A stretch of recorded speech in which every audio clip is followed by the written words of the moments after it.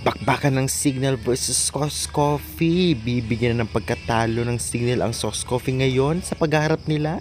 Bibigyan natin yung preview prediction anong team mananalo sa pagitan ng two teams na ito.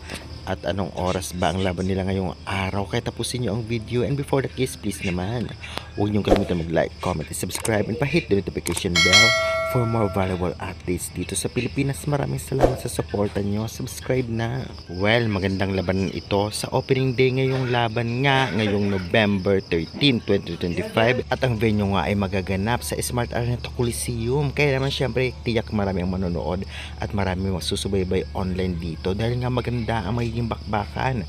Pareho malakas ang kanilang import. Pareho malalakas din ang mga local players na maglalaro.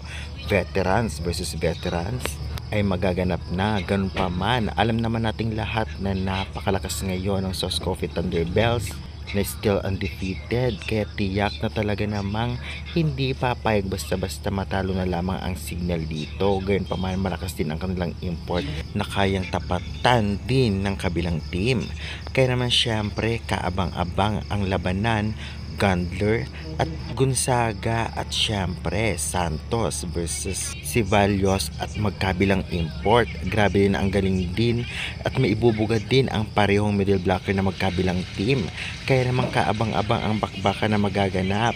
Depensa, opensa at blockings hindi naman nagkakalayo, ngunit pagdating nga sa confidence ngayong conference dahil still undefeated ay kailangan i-maintain ng Sauce Coffee ang kanilang ranking ngayon at syempre tiyak malalakas ngang team ay hindi sila matalo, kaya for sure ay talagang hindi sila magpapatalo din sa Signal. Ganun pa man ay bilog pa rin ang bola at antayin na lang natin ang resulta ng laban. Syempre ilang beses na din natalo ng Signal ang Sauce Coffee naman nakaraang conference, kaya naman ngayon possible pa rin na matalo nila ang Sauce Coffee Thunderbells. Kaya guys, sa tingin ninyo kayanin kaya ng Signal ang Sauce Coffee o di naman kaya baliktad? Sila naman ang magbigay ng pagkatalo ng Sauce Coffee ngayong conference na ito. Kung ganoon pa man ay comment nyo na yan at huwag kalimutan mag-like and subscribe for more valuable update.